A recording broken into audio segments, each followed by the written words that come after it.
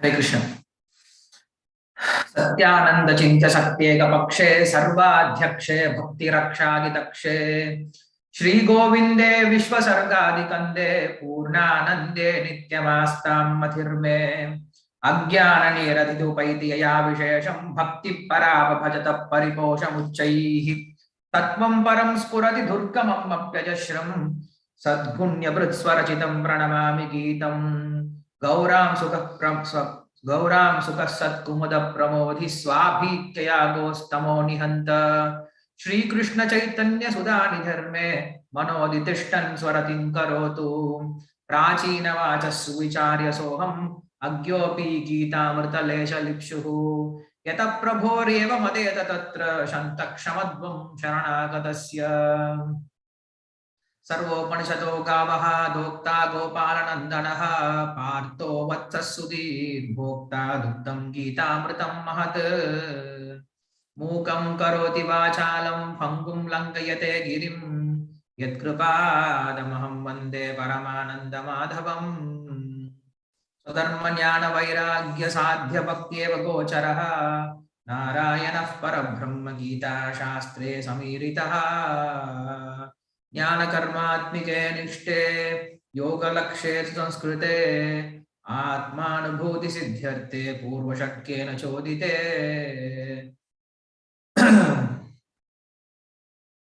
ओम विष्णुपादाय कृष्ण प्रेष्ठाय भूतले श्रीमते भक्ति विकास स्वामी नामिने नमः। ओम विष्णुपादाय कृष्ण प्रेष्ठाय भूतले श्रीमते भक्ति वेदांत स्वामी नामिने नमस्ते सारस्वती देवे गौरवाणी प्रचारिणे निर्विशेष शून्यवादी पाश्चात्य देशधारिणे जय श्री कृष्ण चैतन्य प्रभु नित्यानंद श्री अद्वैत गदाधर श्रीवासादि गौर भक्तवृंद हरे कृष्ण कृष्ण कृष्ण हरे हरे हरे राम राम राम हरे हरे योऽन्त प्रविश्य वास्मां प्रसुप्तां सञ्जीवयत्यखिलशक्तिधर स्वधाम्ना अन्यां हस्तचरणश्रवणत्वगादीन् प्राणान् नमो भगवते पुरुषाय तुभ्यं पान्त्वस्मान् पुरुहूतवैरिबलवन्मातङ्गमाद्यर्घटा कुम्भोच्चात्रिविपाटनादिकपटु प्रत्येक वज्रायिताः श्रीमत्कण्ठीरवास्य प्रदसुनकराधारिताराति दूरप्रद्वस्तत्वान्तशान्तप्रवतितमनसा भाविता भूरिभागैः. Hare Krishna. I welcome you all for this Bhagavad Gita Sastri course on the 8th day. Today we will be looking at the chapter number 5, Karma Sannyasa Yoga. So, till yesterday we have covered first 4 chapters. In that, Krishna started instructing Arjuna in the 2nd chapter, and the main or the prime step for a spiritual life is explained in the 2nd chapter. That is Atmanubhuti, that is self-realization. So self-realization, with self-realization, our spiritual life starts. Our spiritual life itself means self-realization. So by means of attaining that self-realization, one gets liberation. So this is what explained in the 2nd chapter.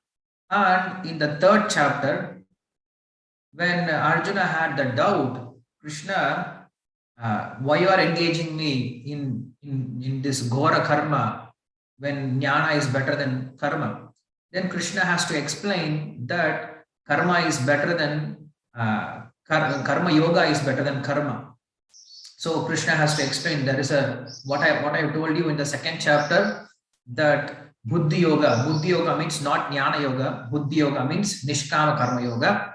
So nishkama karma yoga is far better than the kamya karma, that is karma kanda section of the Vedas. So we should always strive for karma yoga. This is what he explained in the 3rd chapter.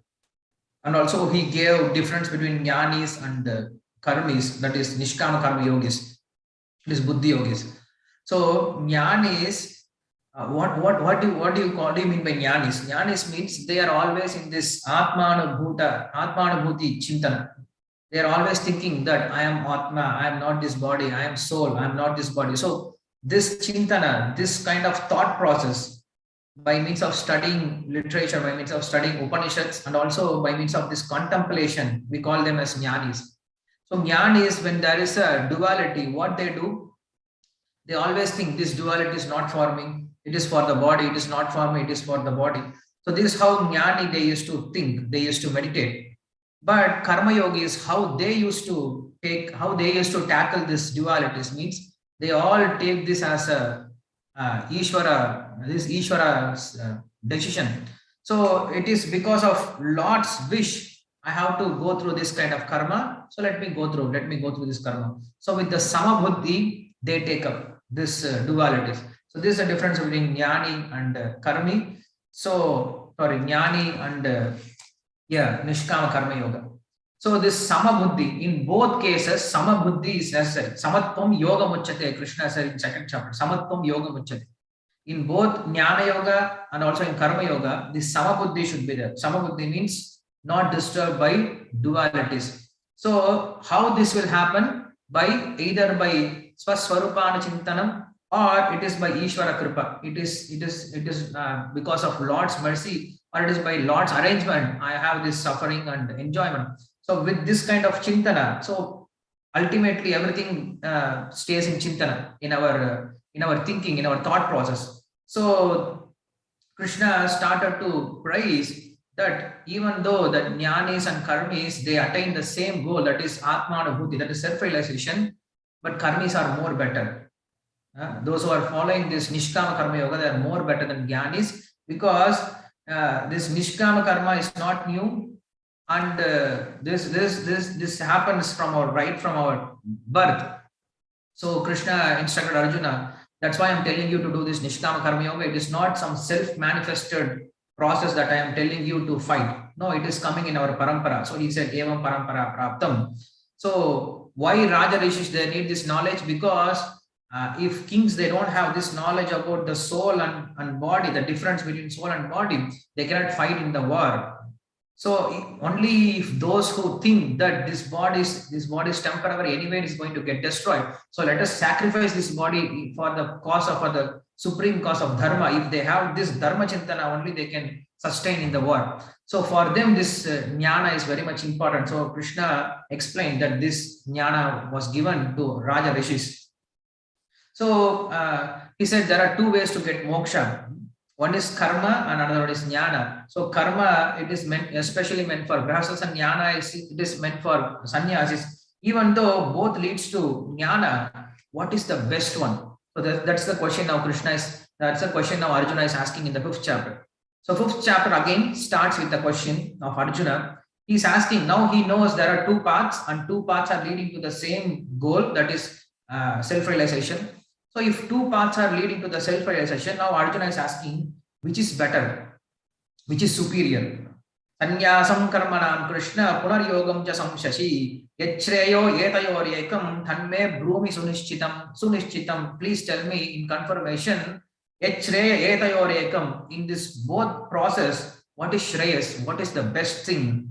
Shreyas means we should not think it is higher. Shreyas means what is best for me. Something are higher, but I cannot take that higher process because that is not best for me. Here, higher means what is best for me. So here Arjuna is asking, there are two processes to attain self-realization. So what is best for me to do? So this is how Arjuna starts this question. So Krishna answers very clearly in the 2nd shloka itself, what is the best thing to do for Arjuna. He says, Sannyasascha karma yogascha nishrayasya kara ubhau tayosta karma sannyasat karma yoga vishishyate. He says both this process of renunciation of work and also you work with intelligence. So the both process, even though leads to the same goal of Atma Anubhuti, that is self-realization, but working with buddhi, working with knowledge, that is Nishkama Karma Yoga, is better than sannyasa. That is Krishna's opinion. So why he is saying it is better than sannyasa? Because Arjuna, that is his capability. So that's what I told you. We should always look for what is good for us, not what is higher. Because if we go to higher, it may be not good for us, it may be not suitable for us. So Krishna is saying, from Vairagya point of view, sannyasa is always higher. But from sadhana's point of view, from the capability point of view, the karma yoga is better because it can be done by everyone. From ability point of view, karma yoga is better. So again, and then Krishna goes on speaking, who is sannyasi? What is the definition for a sannyasa? He says, jnanaha nyeyaha sacha nitya sannyasi yona dveshti nakamchati nirdvanto hi mahabaho sukham bandhat pramuchyate. He is called Nitya Sannyasi. Not just by dress, but he is Nitya Sannyasi, he is eternally Sannyasi. Who is that? Who doesn't hate, who doesn't desire for anything. No raga, no dvesha. And he tolerates all the dualities. So he is considered to be Nitya Sannyasi. He sees world like this. Even though he is performing Nishkama Karma Yoga, he sees there are dualities coming to him. But he understands, yes, this is nature of this world. This is how the world will be. If you go to ocean, there will be always waves. There are no ocean without waves. So similarly, in this world, until you are staying in this world, there is no house, no family, no community, no country. There is no place where there are no dualities. Dualities will be always there. So what we should do, we should not just give our attention to the dualities. We should always go with our plan, with our goal. That is how this Nishkama Karma Yogi thinks. So Krishna again, he says, not just by wearing sannyasa dress one becomes sannyasa. Sankhya yogat pratak balaha pravadanti na panditaha ekamapi asita samyoga ubhayor vindate phalam. So there is no difference between karma and sannyasa, karma and jnana. Here we are speaking about karma sannyasa, not Vaishnava sannyasa. You should always remember this. Here when we are talking about sannyasa, it means karma sannyasis. Karma sannyasi means those who just leave away all this worldly activities, and they want to go to Himalayas and take up some kind of sense control and do some tapasya and try to get self-realization. So Krishna is speaking about that kind of sannyasi. Krishna doesn't like even that kind of sannyasi because they are no use. They are of no use to anyone. Those who are doing Nishkama Karma Yoga, they are staying in this world. They are useful for themselves and they can benefit whole world. So this is how Krishna likes. So he says both are same because ultimately karma and jnana both leads to the same result. That's why he says Sankhya yoga pratak bhalaha pravadanti na panditaha. Those who are fools, they see there is a difference between jnana and karma, but there is no any difference because both leads to same result. Yadrichaya labha santushtaha. When we are discussing about jnanis, they are like yadrichaya labha santushtaha. They are living according, they are just living, but they are not even doing any endeavor to maintain their body. Yadrichaya, whatever comes on its own, they live like that. So this is the stage of a jnani. But we see the same kind of qualification in Nishkama Karma Yogis also.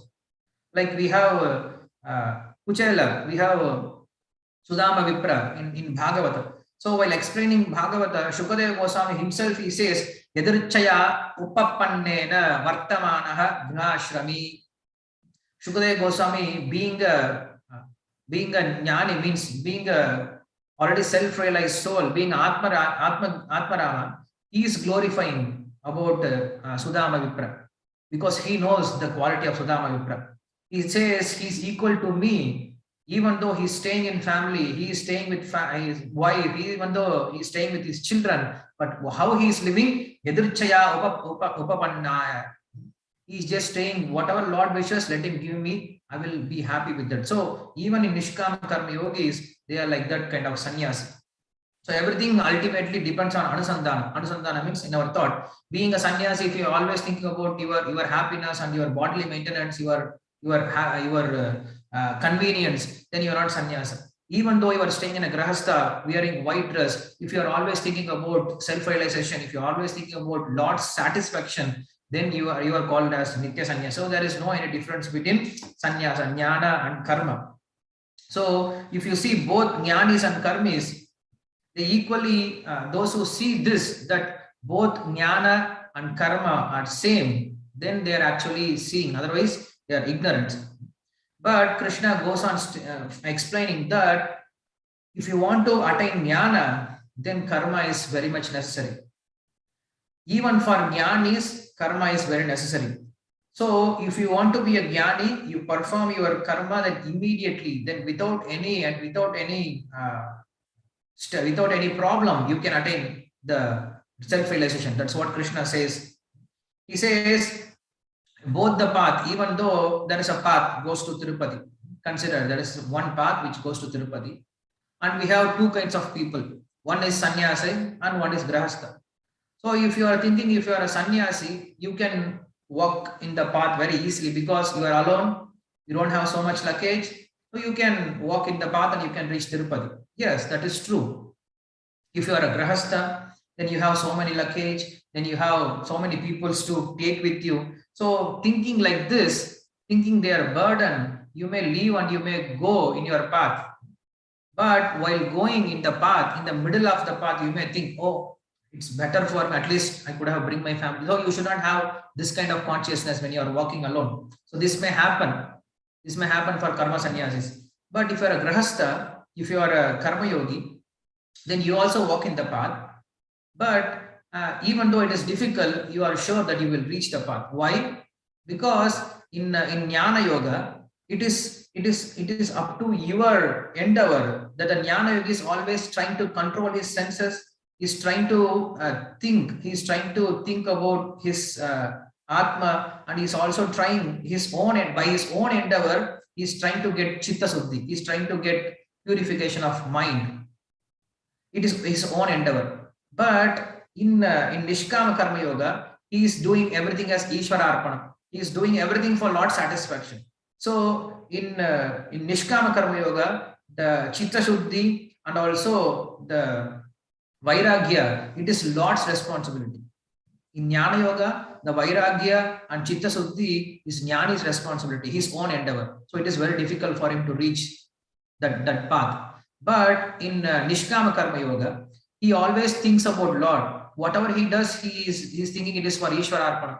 So he takes help from the Lord. So because he is taking help from the Lord, his Vairagya and also his Chitta Suddhi is responsible for the Lord. So because he is depending on the Lord, so his path is very easy to attain. His path is very sure to attain. So that's why Krishna says to get even this jnana, this karma is very much important.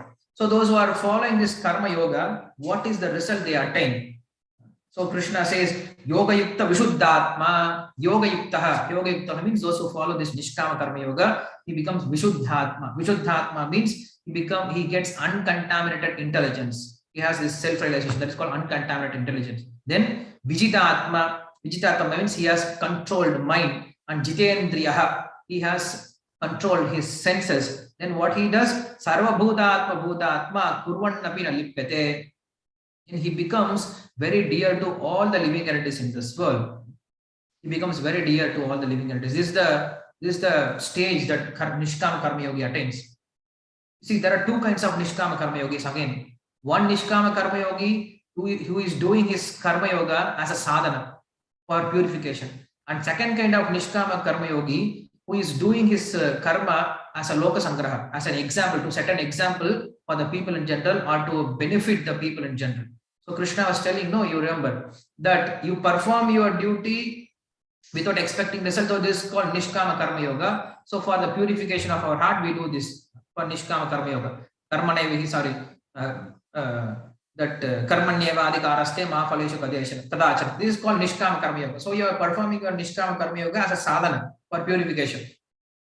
If you are already pure, then also you can perform your Nishkama Karma Yoga like karmanevehi samsiddhim masya janakadaya loka sankarameva api sampashyan kartum arhasi. They also perform Nishkama Karma Yoga even though they got purified heart. Why? Because to educate people in general, to set an example in general. So these are two kinds of Nishkama Karma Yogis. So when you do this kind of work without attachment for the people in general, then you become very dear to everybody in this world. So that's why here it says Sarva Bhutatma, you become very dear to everyone in this world. So while engaging all his senses, he knows that he is not doing anything. That's what Krishna speaks about that in the sloka number 8 and 9th. Naiva kinchit karometi yuktamanyeta tatpavid pashyan shrindvan sprishan grihnan ashnan gachan swapan swashan pralapan visarjan grihnan ushmin unmishan nimishan napi indriyaste su vartamana iti dharayan. So Krishna says when this Nishkama Karma Yogi, when he is using his senses, he knows that he is not doing anything, only senses are doing his thing. He is just an observer. When machine is doing everything, we are not thinking that I am doing. I'm just an observer. I just switch on the machine. I have to stay there, and machine is doing everything. I'm just staying in the car, and car is doing its performance. It's giving light. It is making sound. It is doing every kind of thing Just I need to start, I need to stay there as an observer. Nobody thinks that I am doing, now I am giving light, now I am making sound. Nobody thinks like that. Only child thinks like that. So we are all childish. We are all thinking, I am doing this, I am doing this. Actually, we are not doing. Our body is doing. We are just an observer. We just desire and we just observe, and everything is done by Prakriti. So he doesn't use his senses for unnecessary things. This Nishkama Karma Yogi, he uses his senses only when there is a necessary, only when there is necessity. Like we have Jadabharata, we can take example from Jadabharata. When Jadabharata was taken by this Shaktas to give Narabali, to cut his head, he did not speak a word. He did not speak a word. Why are you cutting? Stop cutting. He did not speak a word. He did not utter even a word. But when same Jadabharata was questioned by King Raghugana, he started speaking about Atma Jnana. See, this is how they use their senses. Those who are self-realized. They are self-realized. They don't use their senses. Even if you want to cut them, they won't use their senses to save them for their own sense gratification. But if it is for Atma Jnana, they will open their mouth and they will talk. Like Shukadeva Goswami, when Vyasa Rishi was calling, Hey Putra, he did not even hear his word. But same Shukadeva Goswami, who could not hear his own father's name, own father's word, but he could stay in one place for 7 days, and he was calling Parikshit Maharaja, Hey Raja, Hey Rajan, please hear this, please hear this. He was so attached to talk this Bhagavata. So he was using his senses to teach Bhagavatam. So this is how the Nishkama Karma Yogis, they use their senses for proper purpose, not for useless things. Like when we like some child, we can see children, they used to sit in the car and they make horn and they do so many kinds of things. This childish. Those who are mature, they will not simply do like this.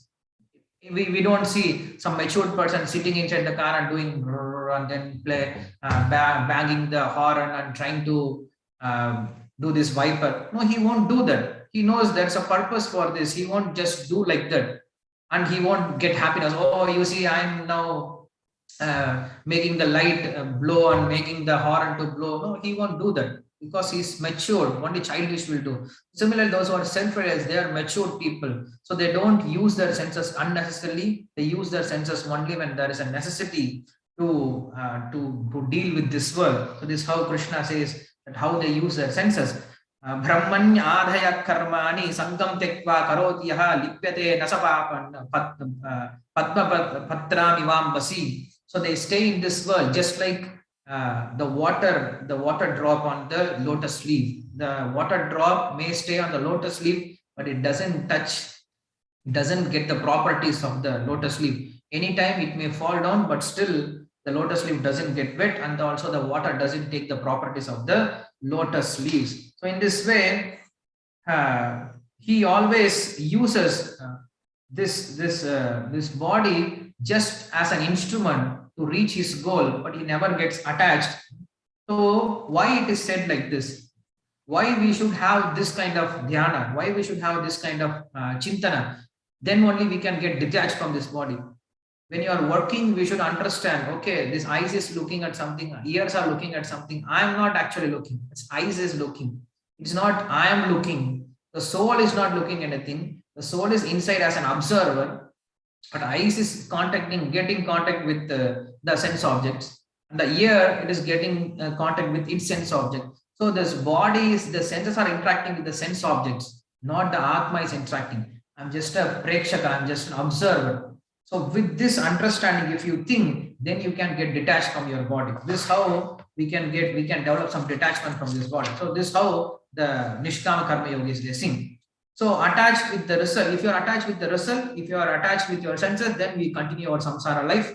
And then Krishna goes on speaking about Puranjana Upakhyan, that you stay in this, the Nishkama Karma Yogis, they stay in this body, which is made up of different kinds of dwara, that is different kinds of holes, and also sarva karmani manasa sannyasya jata sukham vashihi navadware puradehi naiva kurvanna tarayan. Even though he stays in this body which is made up of 9 gates, he just stays without any attachment. Like we see the Upakyana of Puranjana. So if you remember Puranjana, if you have read Puranjana Upakyana, you can understand this body is just like a rent house. The rent house with 9 windows. So the Lord has given us very nice, beautiful this rent house. So we come and stay in this rent house. This rent house doesn't belong to us. We are just staying here. Why? We are just staying here just for staying and also to do our work. So this is not our permanent house. This will be destroyed at any time. This doesn't belong to us also. This body itself doesn't belong to us. From birth, it belongs to the parent, and after marriage, it belongs to wife. And then when children come, it belongs to the children also. And we have our rishis, we have pitris, we have government, we have boss. And when you are dead, this belongs to fire or worms or sand. So this body even doesn't belong to us. It belongs to so many people. So why take ownership for this body? So this is how the Nishkama Karma Yogi thinks. This body doesn't belongs to me. Lord has given this beautiful body. Why? Just to stay in this body and also to use it properly. But what we are doing, we are destroying this body. We are not using it for the proper purpose. Like I have given you very many times this example that we go to Tirupati and we stay in a beautiful guest house. But why that guest house is given? To get ready ourselves and to go for Lord's darshan. So Lord has given us a very beautiful place, but if you are staying in that guest house and you are trying to destroy everything and you are committing sinful activity without even going to darshan, you come back. So there is no use of giving you this very nice guest house. Similarly, Lord has given us this guest house of this body, very nicely designed body. Especially this human body is considered as very perfect body. When Lord Brahma was creating many creatures, this is mentioned in Upanishad. When Lord Brahma was creating many creatures, then demigods they saw. When first the animals were created, the demigods said, no, it's not good. And then the birds were created, they said it is not perfect. And humans were created, demigods were so happy. Yes, this is perfect. This is the perfect body. Why? Because it helps us for self-realization. So if we don't use this body for self-realization, then we won't get this body again. So in this way, the Nishkama Karma Yogi thinking in this way, he uses this body just for its purpose, just for its goal, not for sense gratification. So Krishna goes on saying that don't think that if you are suffering for your karma, that I am the cause of that karma. Don't think that I am creating everything. I am creating your papa and punya. I am not the person who is creating your papa and punya. You are the cause of creating papa and punya. I am just supporting you. Na dhatte kasyachit papam nachaya sukritam vibhuhu agnya nena vritam jnanam tena mukhyati jantavaha. So he says, even though I have given you this body, what people are doing, they forget everything. They forget about their goals. They start performing their papa and punya. They perform all this kind of useless things without attaining the goal, without understanding the purpose of this creation or purpose of this body. So they do all kinds of things and they blame why Lord has given this kind of body. This is how we do. We are staying in a place and the purpose of that place is to give us facility to do some work. But we stay in that place and we try to renovate that house, we try to take care of that house, or we destroy the house and we blame the house owner. So house owner comes and he takes away the body, the house from us, and we blame the God and we blame the house owner. So similarly, Lord says, don't blame me for your happiness and distress. I have created this world for a particular purpose, not for happiness, nor for distress to attain me. You are making yourself happiness and distress by your own karma and you start blaming on me. So this is how we blame on God. So Lord says, don't blame on me. I have given you little independence. Now use those little independence. Because of our ignorance, we are suffering.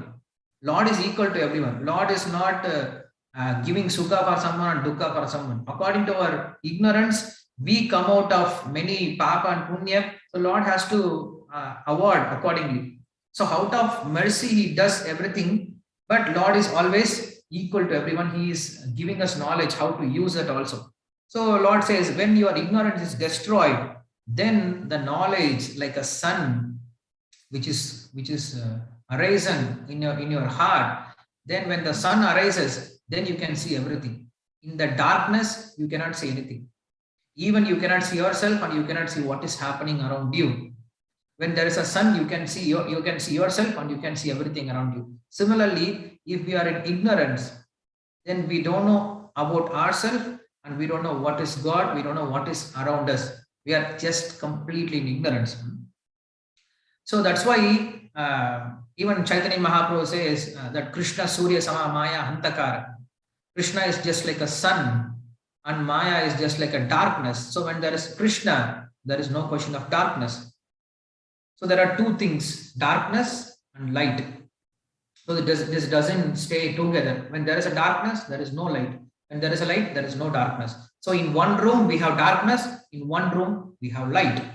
This we can see this from this example. But this example is very difficult with Krishna and Maya. Why? Because we can categorize, okay, this room is dark room, there is no light, and in this room there is only light, there is no darkness. So we can categorize. But in this world, we cannot categorize, okay, in this place we have Krishna, and in this place we have Maya. Because Krishna is everywhere. You cannot say Krishna is not here. Vasudeva Sarvamiti. Krishna is everywhere. So how can you say that there is no Krishna? Krishna is everywhere. That means Krishna and Maya both are existing simultaneously. How is it possible? Both darkness and light, both are existing simultaneously. How is it possible? It is possible. Just close your eyes and you can realize you are in darkness. When you open your eyes, you are in light. You close your eyes and you don't see yourself and you don't see anything around you. That is darkness. Even though we are in the midst of light, even though we are surrounded by light, if you just close yourself and you are adamant not to open your eyes, then you are in darkness. So what Guru does, he just comes and opens up your eyes. Om Ajnana Timirandasya Jnananjana Shalakaya Chakshurumilitenam Tasmai Shri Gurave Namaha. So by means of Guru's mercy, we can come out of this ignorance. When you are above this ignorance, and what happens? When you open your eyes, then first of all, you see yourself and you see everything around you. Similarly, when jnana arises from this body, when jnana arises from your heart, from your chitta, destroying all the ignorance by the mercy of Guru, then the revelation or the realization of the Atma and also God comes. This is how Krishna explained that Sarvam Jnana Plavenaiva in 4.36 he said, Jnana Agnina Sarva Karmani Nahi Jnanena Sadrisham. So he was explaining how the Jnana is the cause of destruction of our ignorance. And then at the end of the 4th chapter, he said this Jnana is attained very easily by Tadvijnanartham Sagurumeva Abhigachet Samitmani. Sorry. This knowledge can be attained only by approaching a Guru. So this is only possible by Guru's mercy, that our ignorance is destroyed, and when jnana has arisen, when knowledge is arisen, then we can see everything in this world. So by this jnana, one attains liberation. Muktir hitva. What is liberation? Liberation means muktir hitva anyata rupam swarupena vivastitihi. So the mukti is not just that we are self-realized. Yes, I know that I'm Atma. That is not the ultimate mukti. Mukti means understanding your position, and being in your position is called mukti. So mukti means, Bhagavata gives very good definition. Muktihi hitva anyata rupam swarupene vivastitihi. Hitva anyata rupam, giving up your false identification. That is first part. And swarupene vivastitihi, staying in your own swarupa, that is called mukti. Like we have this finger. This finger, it's the amsha of this whole body. This body is purna, and this body is amsha of this body. This finger is amsha of this body. So the dharma of this finger is to always stay connected with this body and to serve this body. So when this finger is connected with the body, and serves the body, then it is complete. Similarly, we are all amshas of Lord. So understanding we are amshas of the Lord, it's not enough. We should always stay in touch with Lord and we should serve Him. That is the whole purpose of understanding that I am spirit soul. If you don't serve the Lord, then your understanding of spirit soul has no any meaning. So that's why here he says, when you understand about the soul, then you understand about the God also. So when you understand about the God, then you start serving Him. That is called real mukti. So by understanding Paramatma, he understands Paramatma. That's what the 17th sloka says. The person who understands Atma, he understands Paramatma also. By understanding Paramatma, what benefit he gets, this is mentioned in the 18th shloka, very famous shloka. Vidya vinaya sampanne brahmane kavihastini sunicheva supake cha panditaha samadarshinaha. When you understand Paramatma, then you start seeing Paramatma in everyone's heart. Then you come out of all bewilderment. I will ask you one question. In 4th chapter, we saw the same thing, that this person will come out of bewilderment, and when he comes out of this bewilderment means what? He sees Paramatma, he sees Atma in all the body, and all the bodies in the Paramatma. I mentioned this in the 4th chapter. So if you can remember, if you can tell me what shloka, that will be helpful after the class. In the end of the class, you can tell me. So after realizing Paramatma, then he starts seeing all the Atmas equally, and he loves everyone equally, and he has this equal vision. This equal vision is attained when you realize the Atma. So Vidya Vinaya Sampanne Brahmane Kavihastri Sunicheva Spakecha Panditaha Samadarshinaha. If you are a Pandita, then you start seeing equally. That Lord stays in all body equally. So Pandita, he may see that Lord, that Atma in each and every body. But Lord, he stays in each and every body. He sees all the bodies equally, and he stays in all the body. So that is a difference between our seeing and Lord seeing. We see that Atma is in all the body, but Paramatma, he is present in all the body. So that's how he is even more glorious than us. So there is a beautiful story in Tukaram life. Tukaram, he stays in Chandrabhaga riverside, and he is writing his Abhanga. So he has made a vow that today I will write 100 Abhanga, after that only I will take something. So he is writing his Abhanga. And his wife comes, because she eats only after husband has taken prasadam. So she brings prasadam to Tukaram. Tukaram he's always in deep meditation. He is meditating and he is writing about Panduranga. So he is writing about Panduranga, and the wife comes and she pays obeisances, and she keeps all the prasadam, and he says, Swami, please have food. Please take prasadam. And Tukaram says, no, I have a vow that I cannot eat. You please eat. Then she says, how can I eat? No, you eat. It doesn't matter, you eat. You see, you are not eating because until we offer something to our Lord, until something is offered to Panduranga, you never eat. Until you offer to your Lord, you will never eat. So you are my Lord. As a husband, you are my Lord. So until you eat, I cannot eat also. This is my dharma as a patni. So you should eat, then I will eat. If you eat nicely, then you can write nicely. Then Tukaram laughs. Oh, this looks something new. That if we eat, then we can write nicely. Our dhyana will go nicely. I never know this. Okay, but anyway, I won't eat now. Please keep this. I will eat later. After writing this, I will eat later. You go and take care of household work. She says, okay, stay here and stay. Please eat this. Don't forget. Then she goes away.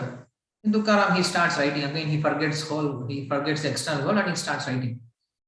While he was writing in meditation, then some dog comes and picks up this chapati and runs away. Tukaram opens his eyes and he says, oh, this dog is taking chapati and running. So he chases behind the dog and he runs and catches the dog. And he takes this chapati from dog's mouth. He applies ghee, he applies some sugar. He said, okay, eat now. Because you have taken only chapati, without ghee and sugar, how can you eat? So please take with the ghee and sugar and eat this. So as soon as he kept this, then the dog form got disappeared, and Lord's form got appeared.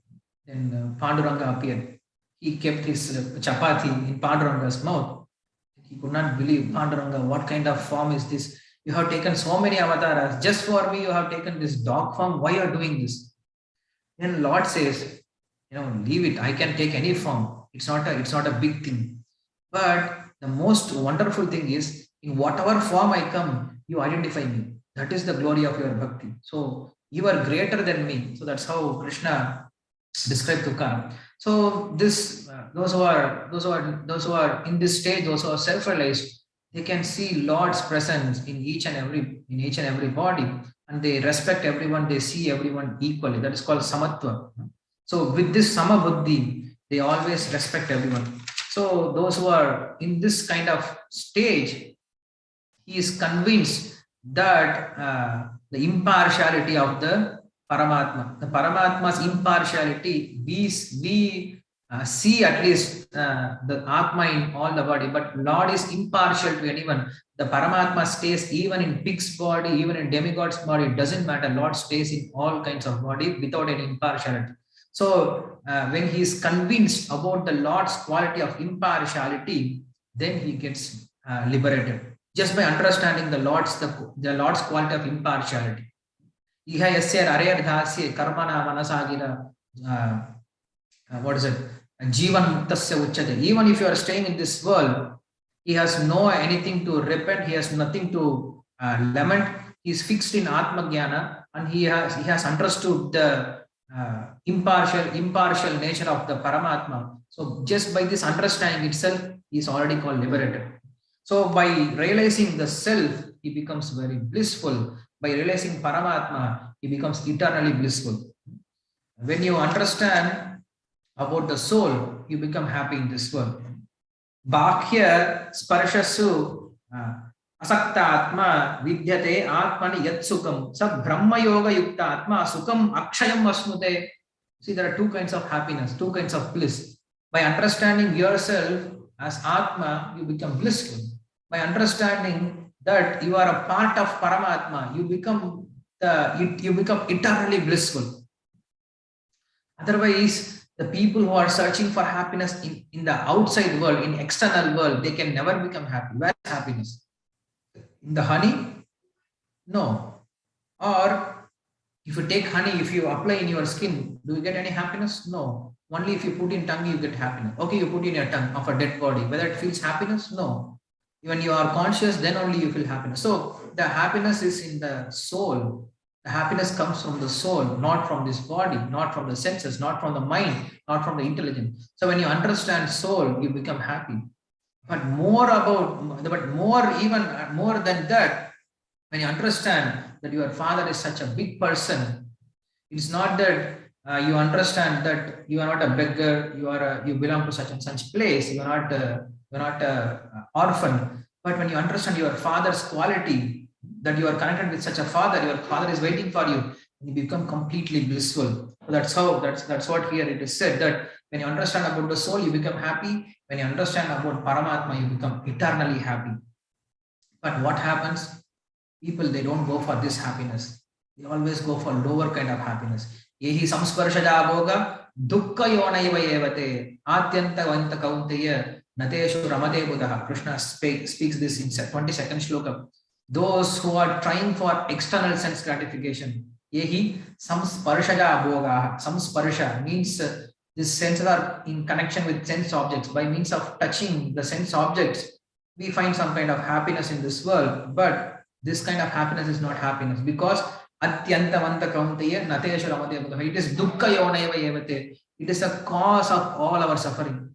When you think, I'm going to enjoy, from that thinking itself, our suffering starts. This is how Bhagavatam explains. The person, Sukani karmani karoti lokaha. Vidura starts his conversation with Maitreya Rishi like this. In this world, everybody is doing their action. Why? To get sukha. Sukani karmaya karoti lokaha. To get happiness, everybody does activities. But what they get atyanta dukkham. They get so much distress. But even after getting distressed, whether they renounce their work, no, they will keep on doing more and more work, and they will keep on suffer, but they will never come to the shelter of the Lord. This is how Vidura starts his conversation with Maitreya Rishi in Bhagavatam. You can see in the third canto. So those who are intelligent, they won't uh, try to relish this sense pleasure from this body, because in the beginning it is suffering, in the middle it is suffering, in the end also it is suffering. So whatever happiness that you are trying to derive from this body, from the senses, it is suffering in the beginning also, it is suffering in the middle also, and it will be suffering in the end also. That's why those who are intelligent, they won't take pleasure in the sense gratification, rather they become happy in the realization of their soul and also Paramatma. So Lord says we should tolerate the agitation of the senses. The senses will always make us to go towards our sense gratification, to go towards our sense objects. But we should always try to control this agitation until the time of death. Krishna gives how long we should control this. Until the time of death, we should try to control the sense gratification. How is it possible?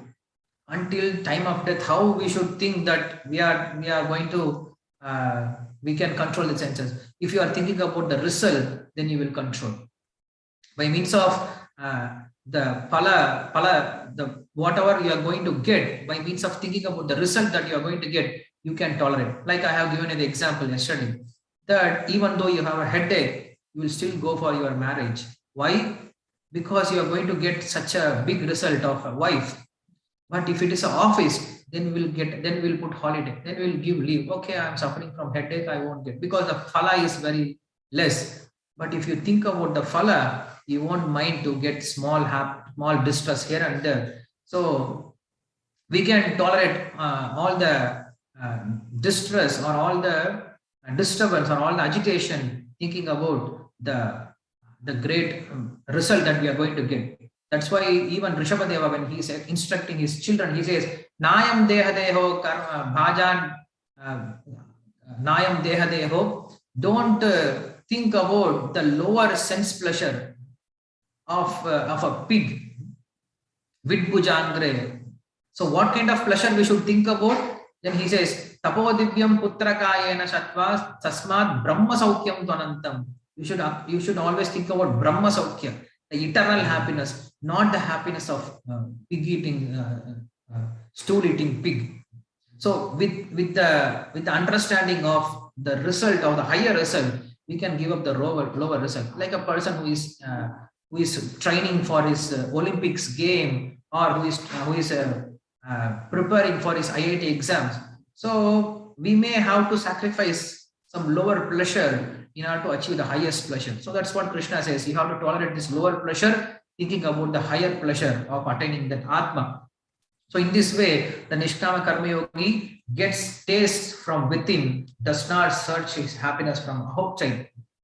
So he performs all the actions for his soul, and he gets his inner bliss from inside, not the temporary bliss. So in this way, the sages, they attain this kind of Atma Jnana, devoid of ignorance, devoid of dualities, with the controlled mind even in dualities, and also not that now I am above the dualities, now I have realized myself. They are not boosting, or they are not very pride or proud about their self-realization. They are always very respectful, thinking that okay, I will come to the questions later. So he never disrespects any living being, thinking that we are all very advanced. Rather, he will work for the upliftment of all the living beings in this world. So in this way, he attains Paramatma and he attains liberation also. So the sages, those who have this kind of qualities, they attain Paramatma and they attain liberation also. Those who are free from Kama and Krodha, the Lord is very easily attained. So we see this constantly from the second chapter, third chapter, fourth chapter, even in the fifth chapter, we see this. If you are free from Kama and Krodha, the Lord is very easily attained, or the Lord is waiting for you. So this how the shloka says in the 26th shloka, that whomever makes this endeavor to free themselves from kama and krodha, the Lord is waiting to serve him. Darshana dhyana samsparshair matsya kurma vihangamaha swani apatnyani pushnati tadaham api padmaja. This is what Vishnu Purana says. The fish, it nourishes the small fishes by means of its glands, and also the turtle, it nourishes its small young ones by means of its meditation, and also the birds, it nourishes the small birds by means of its touch. Similarly, I nourish, or I am ready to help the person who is endeavoring to control this kama and krodha. So if we can do that, then for this kind of karma yogi, the Lord is very easily attained. So that's why it is called Abhito Brahma Nirvanam. In the 26th shloka it is said. So if you are performing this karma yoga, nishkama karma yoga, the Lord is very easily attained. Kama krodha vimuktanam yatinam yata chetasam abhito brahma nirvanam vartate vidyatatmanam. So with this conclusion, with this shloka, Krishna concludes that those who are performing nishkama karma yoga, they can control their senses very easily, and for them the Lord is waiting for them to reveal himself. So with this he says that nishkama karma yogis are far better than jnana yogis, because the result is same, and in karma yoga the jnana is already there. Even for jnana yogis the karma is necessary, because even if you take sannyasa, you have to do your karma, bhikshanana dharma, ityadi dharmas for sannyasis also. So the karma yogis is always depending on Ishvara arpana buddhi. So with all this thing, he is endeavoring to come out of his kama and krodha with the Lord's help. So for them, the Lord is ready to help. So with this, he concludes about the greatness of Nishkam Karma Yoga. Now he goes on speaking about Ashtanga Yoga. From shloka number 27 and 28, he speaks about, Ashtanga Yoga. Sprishan kritva bahir bhakyam chakshus chaivantare bruvaha pranopano samo kritva nasa abhyantaracharino yatendriyamano buddhir munir moksha parayanaha vigate cha bhayakroda yassada mukta eva saha. So he just summarizes whole dhyana yoga in this two shloka. What happens now? Nishkama karma yogi, he's completely purified his mind. Now he knows he has this atma jnana. His atma jnana has arisen in his heart. Now what he does, he just concentrates, he just increases his concentration more on atma rather than taking care of this body. Previously he was taking care of his body, and also he was meditating on the soul, but now by means of purified heart, now his concentration on atma increases and his karma gets decreases. So what he does is he increases his concentration. And then what he does, now he was using this body, previously he was using this prarabdha karma body for attaining this goal. Now the goal is attained. So what he is trying to do now, he is trying to give up this body. So while going, we were staying in a guest house. So while going to our destination, what we should do, we should give back this guest house to the owner itself. So we should give back all the things, whatever in the guest house, we should give back properly, and we should go back. Similarly, the Nishkama Karma Yogi, now he is going to attain liberation. So what he does, he is going to give back this body to the demigods. So he is going to give back this Chakshu to the Surya, he is going to give back this Shrotra to Dik Balakas, he is going to give this Nasika to Varna, he is going to give this tongue to Varna. So like this, all the senses are controlled by demigods. Now he is going to give back all the senses to the demigods. How it is done? By means of Dhyana Yoga. So this world, in this world itself, he is already liberated. Those who are Nishkama Karma Yogis, Ihayasya Harayardasya, we saw that he is already Jivan Muktasya Uchite. He is already liberated. We already gave a definition for liberation. Liberation means not something you attain there. Liberation is here. When you understand that you are part of Lord and you meant to serve the Lord and you start serving the Lord, that is called liberation. That is called real liberation. So he has already attained that liberation. Still, he does this Sharira Tyaga. He has to give up this body. It is common for everyone. For karmis, jnanis, yogis, it is common even for bhaktas. They have to give up this body.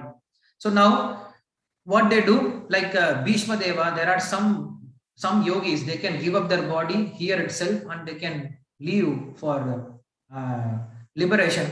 And for some, the Lord gives strength to give up this body and he takes them back. So how they do that? By controlling their prana and apana, and also by means of doing pratyahara, they control their mind and he leaves his body. Just like you open a cage and the bird flies outside of that cage. Similarly, the Lord opens up this body and the soul just goes out of this body. This is how they leave this body. In this way, the Dhyana Yoga, that what Krishna is going to explain in the 6th chapter, he explains this both Dhyana Yoga in just 2 shlokas in the 5th chapter itself. Then there is one interesting shloka, the last shloka, 5th chapter, which speaks about the qualities of Paramatma. Till now, we are all the time discussing about Atma's qualities, Atma, how to get realized about Atma, and then Karma Yogis, and then Jnana Yogis, what is better. All the time discussing about Atma. Now Krishna introduces little tastier thing, that is Paramatma. So what is Paramatma? What are the qualities of Paramatma? And what is the benefit of understanding Paramatma? He says, Bhoktaram Mikatapasam, Sarvaloka Maheshwaram, Sugurdam Sarvabhutanam, Gyatva Shanti Mrichati. Very beautiful shloka, very important shloka also to understand. Bhoktaram Mikatapasam. He is the Bhokta, he is the enjoyer of all our endeavors. We are not the enjoyers. We are just to be enjoyed by him. Whatever endeavors that we do, it is meant for his satisfaction. In Ramayana, there is a rishi called Sharabhanga. So Sharabhanga, he has great punya by means of his karma, and also he has great tapas. He has tapa shakti also. So by means of his punya, he can live in heaven. By means of his tapasya, he can go to Brahmaloka and he can stay there and he can ultimately get Brahmananda also. So he has this both things, that is punya and tapa, in his hand. What happens? Indra comes to take him back to heavenly planet. So this rishi, Sharamanga rishi, he says, okay, you please wait. I have some things to do here. After finishing this thing, I will come back to you. This is how the yogis, they welcome their death. Even they can postpone their death. Even if Indra comes, they can say, okay, you go, I will come back later. Why? Because he knows that Rama is coming very nearby. When Rama is coming nearby, if I leave my body, what kind of unfortunate person I am. So he says, Rama is going to come back. I have to do puja for Rama and then I will come back to you. He sends him back. Then Rama, Lakshmana, Sita, they come to Sharavanga Ashrama, and Rama sees the Indra's Airavata. And Indra is going in Airavata. So Rama tells to Lakshmana, hey Lakshmana, see the glory of Sharamanga. You see, even Indra has to wait for him. He's such a great rishi. So they go, they offer obeisances, and Sharamanga rishi, he does his puja, and then at the end he says, Rama, I'm going to submit, I'm going to offer the 2 things which I have. One is punya and one is my tapas. So I'm going to offer both of these things. By means of punya, I may go to Swargaloka. By means of this tapas, I may go to Brahmaloka, but I don't want this both. I'm going to offer these two things to you. Why? If you have this punya or tapas, you can enjoy only in this world. If you offer everything to the Lord, then you can get liberation. Like Bali Maharaj, until he had his own this small tree world, he was considered as the king of this world. But once he offered himself to the Lord, then he became the treasure of the Lord. And Lord started to protect him from all kinds of enemies. So he became the object of Lord's protection. Until that, you have to protect yourself. So here, Sharabanga, he offered everything to the Lord, and then he got liberated. So this is how we should offer everything, whatever we have, we should use, or we should have this thinking, this is for Lord's satisfaction. This is meant for Lord. So whatever we buy, whatever we eat, whatever we use, yad karoti yadashnasi yajjigoti dadasi tat yad tapasisi kauntaya tat kurushva madarpanam. Krishna is going to speak all these shlokas. So whatever we do, we should always think this for Lord's satisfaction. That is called Bhoktaram Nikatapasam. It is not that Lord is going to enjoy everything.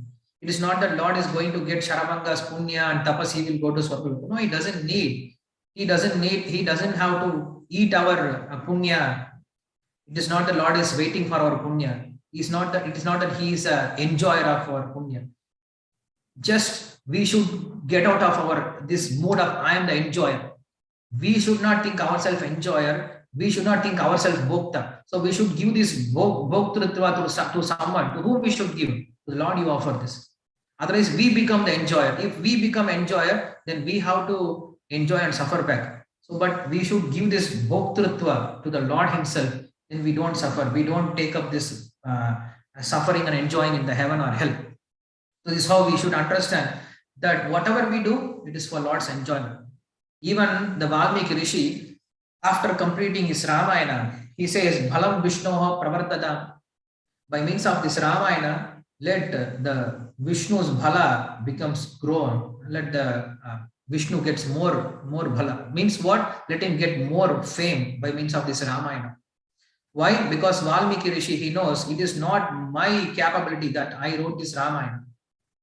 Lord made me as an instrument to write this Ramayana. So ultimately the glories or the result also, let the result also goes to Lord Rama himself. I am just an instrument used by Lord Rama. So he made me to do that, let him take the result. So I am just an instrument in his hand. That's called Bhoktaram Yajnatapasam. That's why he is called Sarvaloka Maheshwaram. He is the cause, he is inside everyone, he is controlling everyone, he is making everyone to work. So he is called Sarvaloka Maheshwaram.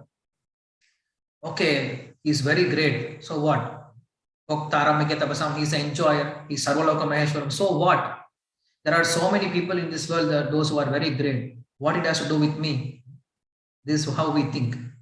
See, God can be great. God is great. Okay, who cares? Let him be great. I have my own life to live. Let him be great. But the third line says, Suhridam Sarvabhutanam.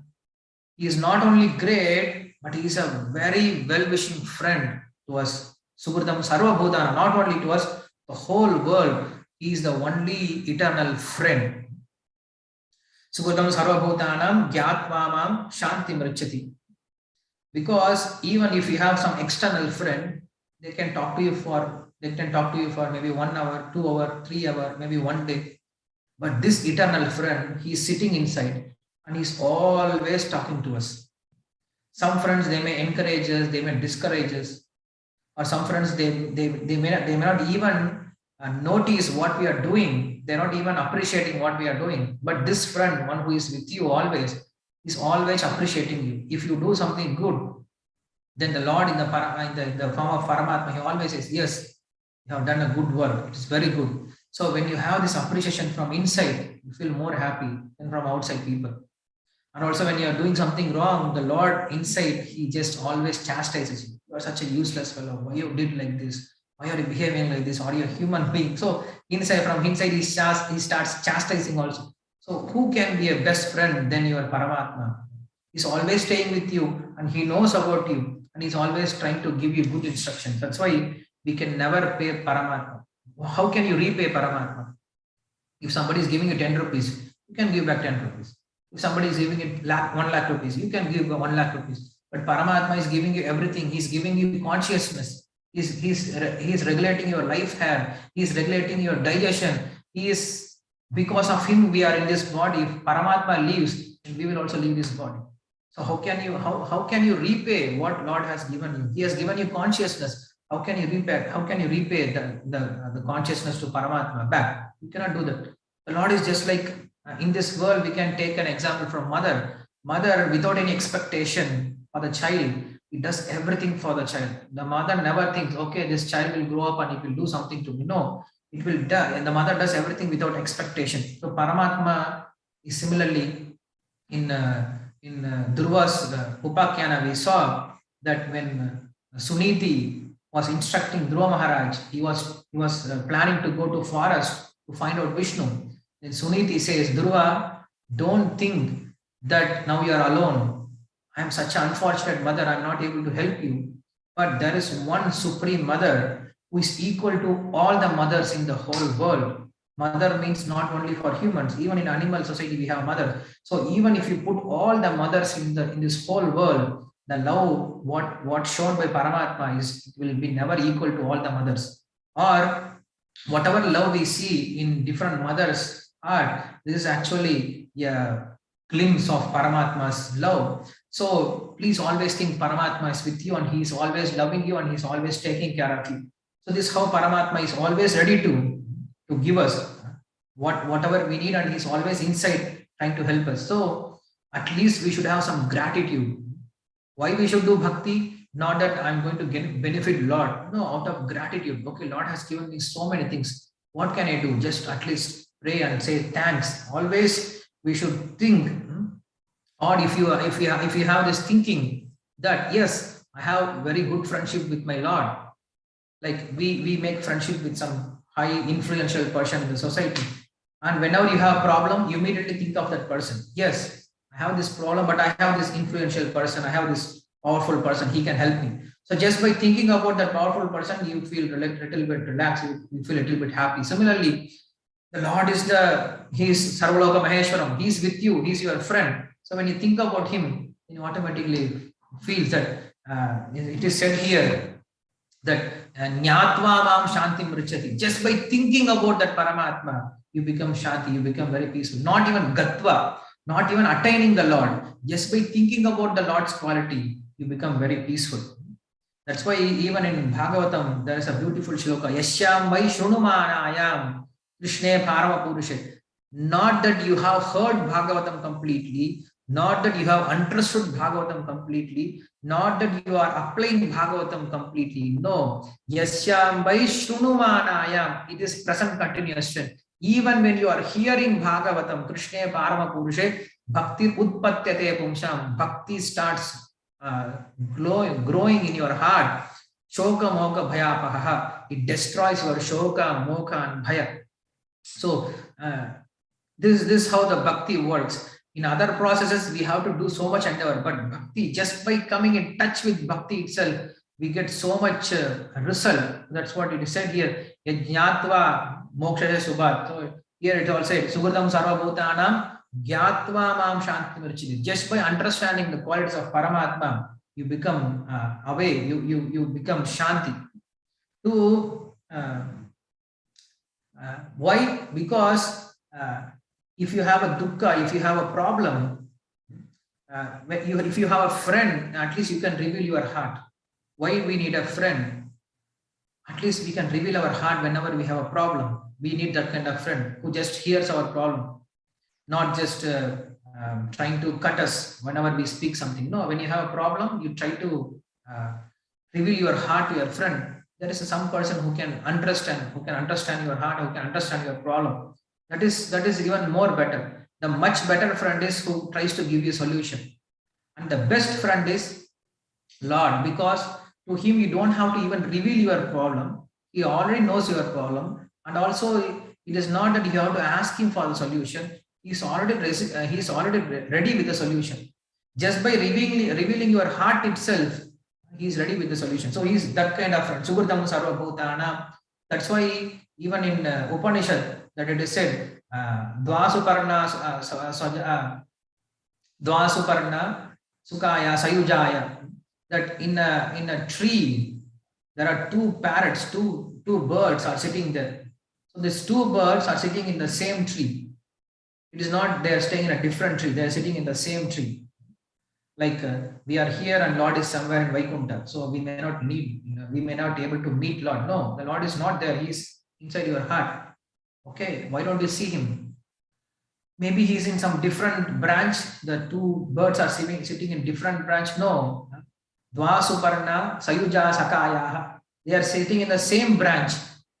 The Lord is sitting in the same place, not in different part. The Atma is here and the Lord is sitting somewhere else. No. Both are sitting in the same branch, that is in the heart. So why they don't see each other? Because maybe they are different jati. One is crow and one is parrot. No. Dvasuparna Sayujaya Sakaya. Both are same category. One is Jivatma and the other one is Paramatma. Both are Sachidananda Vigraha. Still both are not seeing. Why? Because this jiva, this parrot, what is trying to do, it is trying to taste all the fruits in the tree. It is very busy tasting all the fruits in the tree. The other parrot is just watching. Do they have any fight so that they don't see each other? No, they are sakaya, they are friends, they are eternally friends, but still they don't see each other. One day, the parrot which is eating the fruit, it will taste the bitter fruit and it will understand, okay, this fruit is not good, and it will turn back to the friend, to the Paramatma parrot. And as soon as he sees the Paramatma, Paramatma takes him away. Paramatma carries him away with him. Similarly, until we start observing, we start looking at the Lord, we are in this material world. Once if you start meditating, once if you start doing bhakti, then Lord very quickly he takes you from this world. That's why it is said that Lord is waiting for us. Why Lord has to wait for us? Why he cannot simply go? Okay, we are not interested in Lord. Why Lord is waiting for us? Because he is waiting for us to help us. He knows that we need him. Even though we may think that we don't need Lord, but Lord knows that we may need him. That's why he is waiting for us. Just like a mother, there is a fight between mother and son. So son leaves the home and he goes to some kshatra, that is the guest house, dharmashala, to stay there. But he's very hungry. Mother knows he's very hungry. So mother, what she does, she brings all the food from her house and she goes to that dharmashala manager. She says, okay, my son will come, give this food to my son. Don't tell this food from my house, this food from our house.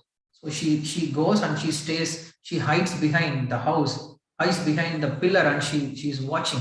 The son comes to the guest house and he's very much hungry. He doesn't know what to do. So he goes to manager. Sir, do we have any food? Manager says, yes, we have food. He gives the food. The person, the boy is eating and still he's thinking, okay, whose food is this?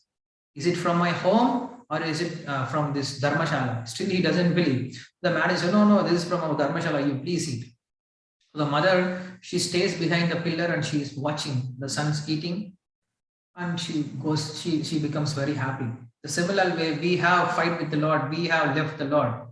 But even if you want to enjoy this world, Lord has to come and help you to enjoy. So the Lord is always accompanying us in the form of Paramatma, and is trying to help us to get whatever we need in this world, and still patiently waiting for us to turn back so that he can take us one day with him. So this is how the glories of Paramatma is given. So if you can understand this Paramatma, yat jnatva shanti mrachati, just by understanding Paramatma, you become very peaceful. So with this, we will finish here with the 5th chapter. So tomorrow, we will go for the 6th chapter. I will announce you about tomorrow's class, what will be tomorrow's program. I have a program here. So if we have class on tomorrow, I will announce you. Otherwise, we'll continue from the day after tomorrow. I will end up here. If anybody has any questions or comments, you can ask me.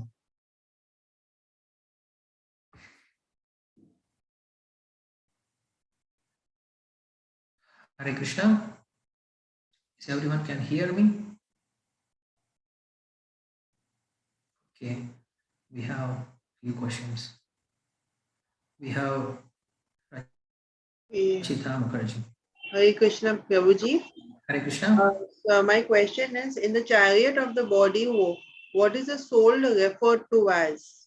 The soul is the owner of the chariot. Is he a driver or the passenger? Driver is intelligence. Passenger is a passenger. He's a passenger. The soul is the passenger. Yes. Okay. And Prabhuji's second question is, it just came inside my head. If a person is thinking about the past and the future, then it is called what? What? If a person is? If a person is thinking about the past and future, then it is called what? It's called ignorant. He is not thinking, he is not trying to live his own world, his present time. He's thinking about always, he's thinking about, he's like Sochati Kankshati. He's always thinking about, he's lamenting and he's hankering. He is lamenting for what he has lost and he is hankering for what he wants to get about the future. But those who are self-realized, they won't think about the past or future. They will think how I should utilize my present time for self-realization, for Lord's service. Okay, Prabhuji. Thank you so much for those answers. Thank you. Hare Krishna. Hare Krishna. Okay, we have Chintamani. Yeah, Hare Krishna, Prabhuji. Dandavat Pranam. Pranam. Prabhuji, you said when there is a sunlight, we can see that everything. And the similar way, even though we have a knowledge of Paramatma or Atma somewhat, if you have a knowledge, but still when we are at dark place, we are so afraid. So we know that, this is our place. We come here every day. We walk around. But the moment it is night or dark, we are so afraid. We cannot leave. We cannot stay at that place.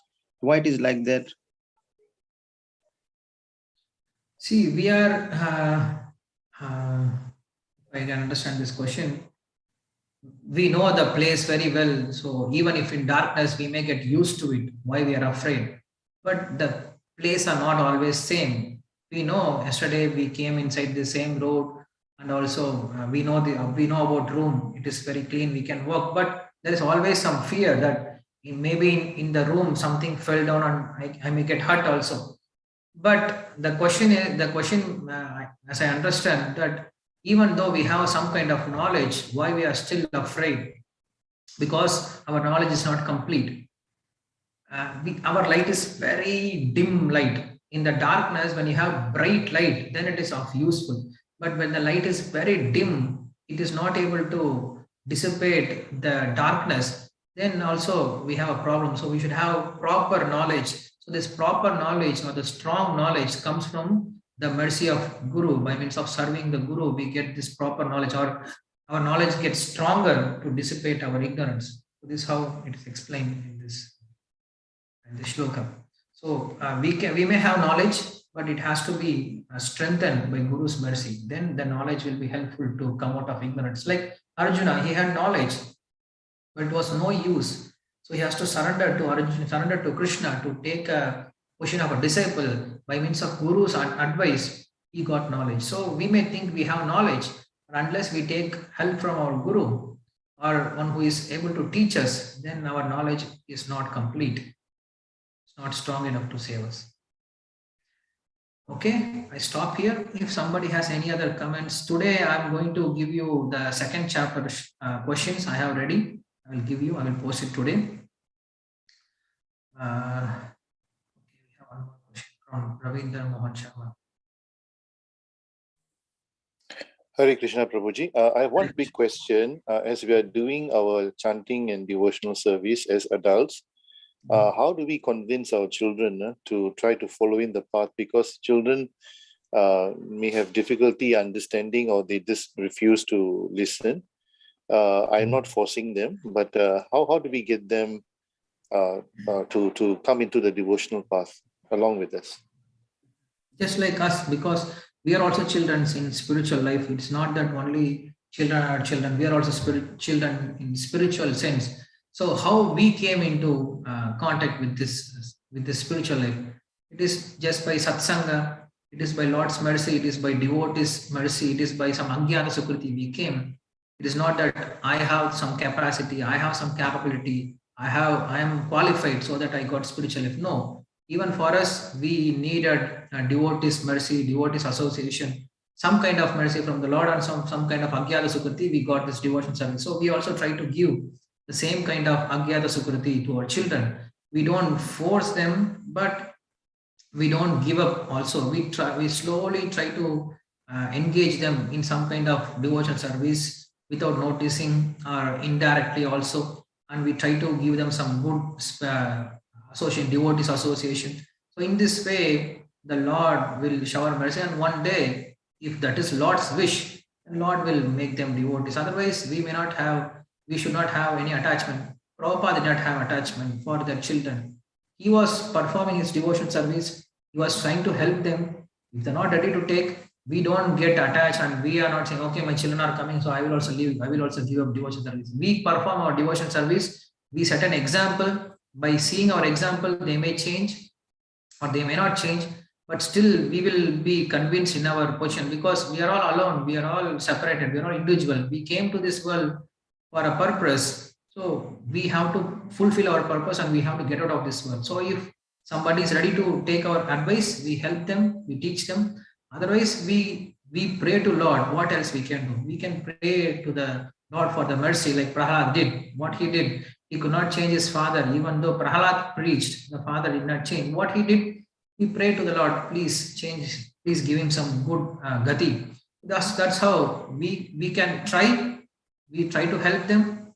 We try to give them advice. If not possible, then we can simply pray to the Lord for the mercy. Then Lord will change. So we should do our endeavor and we should stay detached for the results also.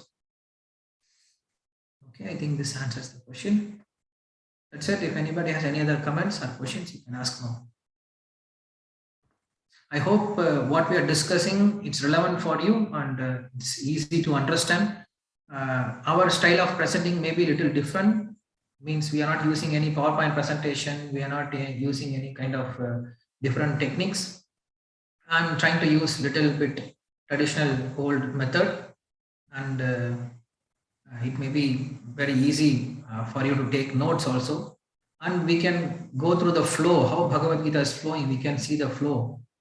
Otherwise we'll pick up, choose what is here, what is there, and we never know what is in 4th chapter, what is in 5th chapter. Even for me, whenever I read this Bhagavad Gita, last time I gave this 18th chapter overview, and now I'm giving again this, and I see there are many different things in 5th chapter itself. I can see the flow is different. I can understand the different points and different way how Krishna connects things. So whenever we read, we come to different conclusion. This is how we can immerse ourselves in Bhagavad Gita thought.